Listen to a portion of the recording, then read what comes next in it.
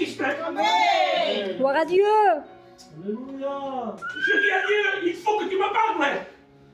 Je suis parti aux écoles bibliques et j'ai laissé ma femme, ma compagne, mes enfants, mes petits-enfants. Et j'ai laissé ma compagne avec beaucoup de problèmes, beaucoup de soucis. Alors à 6 h du matin, j'étais dans une maison à Gien, tout seul. Et je me réveille et je dis, Seigneur, il faut que tu me parles aujourd'hui. Je sais que tu m'as appelé au ministère, parce que j'ai eu beaucoup de confirmations. Mais j'ai besoin que tu me confirmes si réellement tu me veux dans le ministère. Oui. Si tu ne parles pas, je partirai, Seigneur. Je veux l'approbation. Alors, aux écoles bibliques, de 8 h à 9 h, c'est prière. Et de 9 h à midi, c'est les cours. Alors, c'était le premier jour.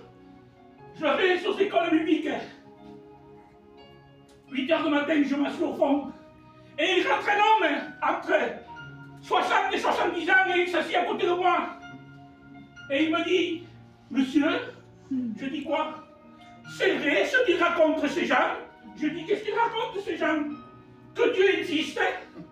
Alors je le regarde et je m'aperçois que c'était quelqu'un qui voyageait. Je dis, ça m'étonne qu'un voyageur, un gitan ne croit pas en Dieu, parce que les gitans, les voyageurs croient en Dieu.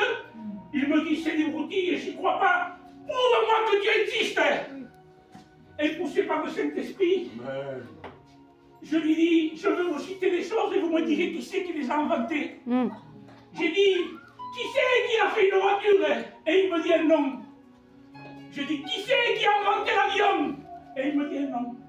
Et moi je dis, je sais c'est qui a fabriqué les plaquettes. Et il se met à rigoler. Il me dit, c'est qui? Je dis, c'est une femme.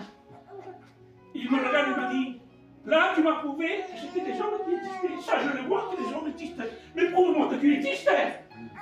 Alors je lui dis, c'est qui a fait le soleil? Et il me regarde et fixe. C'est qui a fait les étoiles? Et il me regarde et fixe. C'est qui a fait le ciel? Il me regarde. Il me dit, je sais. Qui c'est qui a inventé le monde? Il y a eu le Big Bang. Je dis, je suis d'accord. Quand je lui dis ça, il s'est levé, il m'a regardé. Tu es d'accord? Je dis, oui, je suis d'accord. Mais il faut quelqu'un qui allume la bombe pour que ça explose. Et là, il se lève. Il me regarde. Il me dit, bien parlé, il s'en va. Alors c'était l'heure du cours. Mais nous, Paul, on devait mettre derrière. Personne ne nous voit. Alors j'étais assis derrière. Et voilà que l'homme en question se met derrière le pupitre et il dit bonjour. Aujourd'hui, je veux vous donner un cours. Alors je le regarde, je lui dis, qu'est-ce que j'ai dit maintenant? Je voulais me souvenir des questions qu'il m'avait posées. Il dit, je vais tranquilliser quelqu'un dans la salle. Oui. Toi, au fond. Alors moi, j'étais là, tête facile. Toi, avec les cheveux gris, lève-toi. Je me lève, il y avait 160 étudiants. Je me lève.